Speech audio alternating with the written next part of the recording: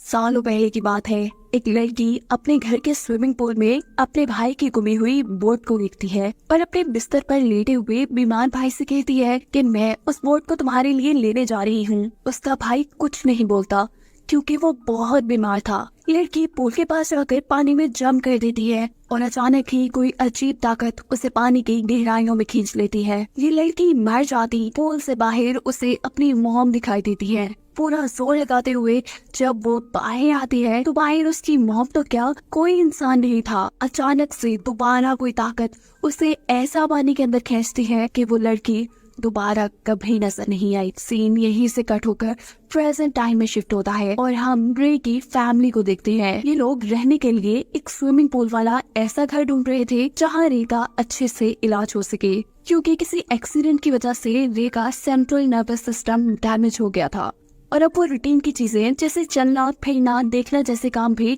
ठीक से नहीं कर पा रहा था और बीमारी की वजह से उसे टीम से निकाल दिया गया था। ये लोग रहने के लिए वही घर चुनते हैं जिसे हमने मूवी के स्टार्ट में देखा है। घर शिफ्ट होने के बाद ये लोग पहला काम पूल की सफाई के बारे में सोचते हैं, जिसको करते हुए रे का हाथ कट जाता है। अब ये लोग कुछ प्रोफेशनल लोगों को पूल की सफाई के लिए बुलाते हैं। इस पूल का वाटर सोर्स अंडरग्राउंड था। पूल में इन्हें खुद पानी डालना नहीं पड़ता था। नेचुरली जमीन के नीचे का पानी इस पूल के अंदर आता था।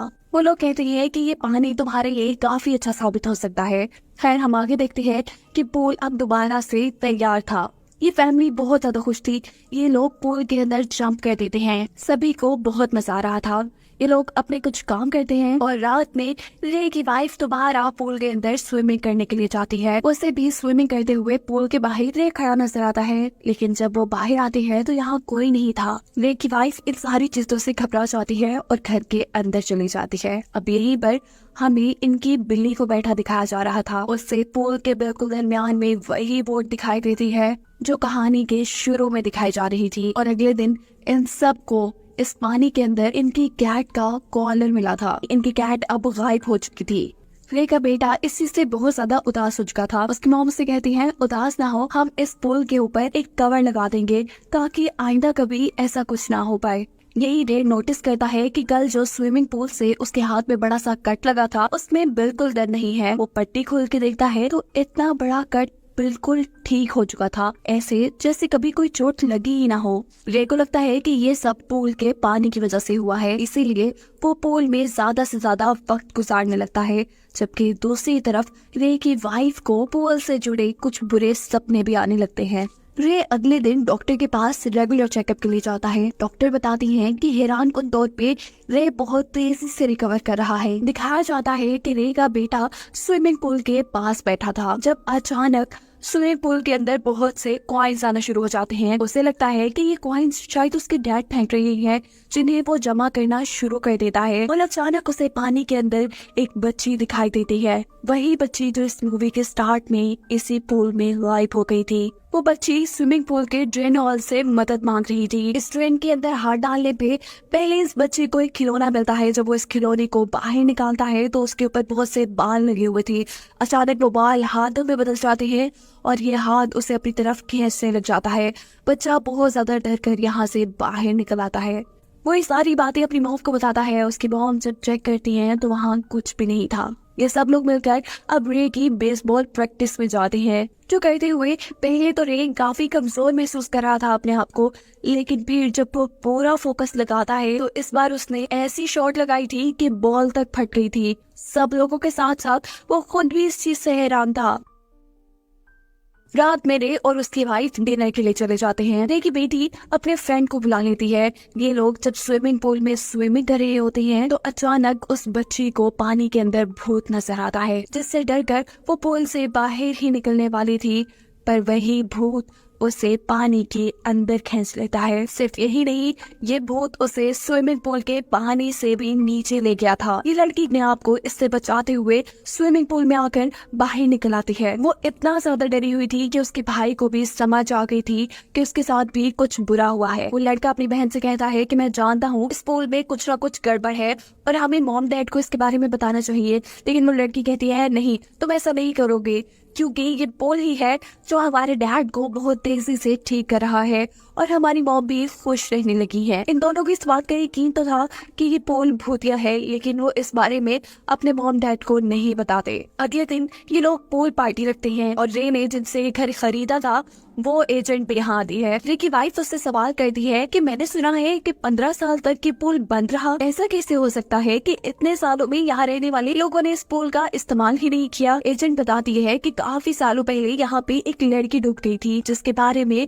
लोगों ने ऊटपटांग बातें शुरू कर दी। लोग इस पुल से डरने लगे और फिर किसी ने इस पुल को चलाया ही नहीं। रे की वाइफ कहती है क्या उस बच्ची का नाम रबीका तो नहीं था? एजेंट शॉक थी कि तुम्हें इसके बारे में कैसे पता? ये नाम असल में पुल ने ही रे की वाइफ को बताया था। पूल पार्टी के दौरान सभी लोग एंजॉय कर रहे थे, जबकि ऊपर रे का बेटा कैमरे से इस पूल पार्टी में होने वाली हर हरकत पर नजर रखे हुए था, क्योंकि वो नहीं चाहता था कि यहाँ पे कुछ बुरा हो जाए। रे जो कि इस वक्त एक बच्चे के साथ पानी के अंदर था, अचानक ही उसे पूल के अंदर काला साया नजर आता है, जो एक सेकंड में ही उसके अंदर जाकर उसे पोजेस कर चुका था। उस काले साए के कब्जे में आते ही रे उस बच्चे को लेकर पानी के अंदर चला जाता है। अपने रूम में खड़ा हुआ रे का बेटा ये सब चीजें नोटिस कर लेता है और नीचे आकर अपनी मॉम को बताता है।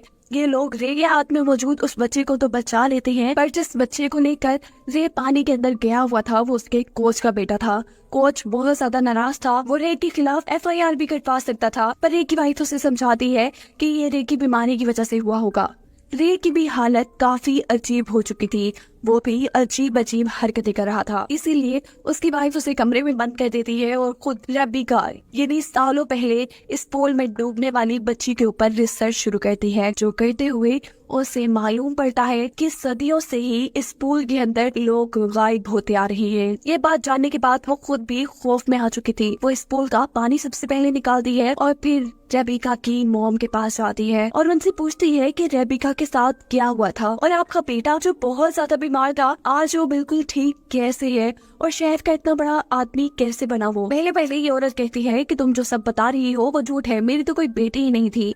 लेकिन रे की वाइफ के ज्यादा फोर्स करने पे वो विशिंग वेल की एक कहानी सुनाना शुरू करती है, एक ऐसे कुएं की कहानी जिसके अंदर सिक्के डालने से लोगों की विश पूरी हो जाया करती थी, क्योंकि विशिंग वेल का पानी जादुई था और इसीलिए उस पानी की पूजा भी की जाती थी। लेकिन कहानी में एक ट्विस्ट भी है, जब जब कोई इस पानी को अपनी विश पूरी करने के लिए जगाता था तब ये पानी एक कीमत मांगता था। और रबीका की कहानी ये थी कि उसका भाई बहुत ज्यादा बीमार था, जिसे हमने कहानी के शुरू में ही देख लिया था। उसकी मॉम उसे ठीक करना चाहती थी, इसीलिए उन्होंने इस पानी से विश मांगी और इस विश को पूरा करने की कीमत उन्होंने अपनी बेटी पानी को देकर अदा की। यानी आसान लफ्जों में उन्होंने अपने बेटे को ठीक करने के लिए अपनी बेटी को सेक्रीफाइस कर दिया।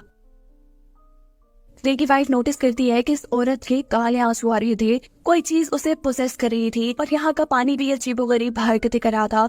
इन सारी चीजों से डरकर वो यहाँ से चली जाती है, पर अब वो ये बात भी समझ चुकी थी कि उन्होंने ये पोल रे को ठीक करने के लिए भरा था। रे तो ठीक हो जाएगा, पर ये पानी उसके किसी एक बच्चे को निगल लेगा। घर आने पे हम देखते हैं कि रे के दोनों बच्चे अपने पेरेंट्स को ढूंढ रही हैं और तभी रे के बेटे को बाहर अपनी बिल्ली की आवाज आती है। जब वो चेक करने के लिए बाहर जाता है तो हैरान के तौर पर पूल दोबारा पानी से भरा हुआ था। ये चीज उसे परेशान करती है, क्योंकि वो जानता था कि उसकी मॉम ने इस पूल को खाली कर दिया है। वो पूल को चेक करने के लिए आगे बढ़ता है और तभी दोबारा उसे पूल के अंदर एक ट्यूब पे अपनी बिल्ली बैठी हुई नजर आती है, जिसे बचाने के लिए जब वो पूल के अंदर जाता है तो कोई चीज उसे पूल के अंदर खींच देती है और पूल का कवर बंद होना शुरू हो जाता है। रे की बेटी जो ये सब देख रही थी वो अपने भाई को बचाने के लिए बाहर जाती है और इतने में ही यहाँ पर रे की वाइफ भी आ जाती है। ये दोनों मिलकर पूल का कवर वापस खोलने की कोशिश में लग जाती है और रे की वाइफ अपनी बेटी से कहती है जाओ तुम रे को बुला के लाओ अपनी मदद के लिए। पर अंदर रे को तो किसी शैतानी ताकत ने बुरी तरह पोजेस कर लिया था, अपने कब्जे में ले लिया था और इसीलिए रे अपनी बेटी के ऊपर भी हमला कर देता है। यहाँ बाहर रे की वाइफ एक पाइप को अपने मुंह में डालते हुए पूल के अंदर जंप कर देती है। ताकि वो अपने बेटे को बचा सके और इस पाइप के जरिए देर तक सांस ले सके। इस पुल से नीचे जाने पर उसका सामना गहरे पानी से होता है। उसे यहाँ अपना बेटा तो मिल जाता है, लेकिन साथ में बहुत से भूत भी नजर आते हैं। ये सारे भूत मिलकर उसे डरा रहे थे, जिनसे बचकर वो बाहर आने की कोशिश करती है, पर उसे बाहर का रास्ता ही नहीं मिल रहा था। और यहाँ पर रेबिका की रूह उसकी मदद करती है। वो एक कॉइन को पानी में गिराती है, जिसकी डायरेक्शन में जाते हुए रे की वाइफ इस पुल से अपने बेटे को निकाल कर बाहर ले आई थी। लेकिन अब उसका बेटा सांस नहीं ले रहा था। वो उसे बचाने की कोशिश में थी और तभी यहाँ पर पोसेस हुआ रे आ जाता है और उसे कहता है कि तुम अपने बेटे को नहीं बचा पाओगी। ये कहते ही वो अपनी वाइफ को भी गर्दन से पकड़कर हवा में उठा देता है। इससे पहले कि वो अपनी वाइफ को मार देता, पीछे से उसकी बेटी उसी का बेसबॉल बैट उसके सर के ऊपर मारती है। उसकी बेटी उससे होश में आने को कहती है और तभी रे को अपनी फैमिली के साथ बिताए गए अच्छे लम्हे याद आते हैं। उसे एक उल्टी आती है और ऐसे उसके अंदर मौजूद इवल स्पिरिट बाहर निकल जाती है। और जो इवल स्पिरिट रे के अंदर से निकली थी, उसने पानी को काला कर दिया था। रे अब समझ चुका था कि किसी को तो पानी के अंदर जाकर अपनी कुर्बानी देनी होगी। वो अपनी फैमिली को बचाने के लिए खुद इस पानी के अंदर गिर जाता है और ये पानी उसे सेक्रीफाइस के तौर पे कबूल करके उसके बेटे को एक नई जिंदगी दे चुका था। और मूवी के आखिरी सीन में दिखाया जाता है कि रे की फैमिली उसे बहुत ज्यादा याद कर रही थी। उन्होंने अब फैसला किया था कि वो जिंदगी भर इसी घर में रहेंगे, ताकि आइंदा कभी कोई इस पूल के पानी को ना जगाए और ना ही ये पूल किसी और आदमी की जान ले। जिसके साथ ये कहानी यहाँ खत्म हो जाती है।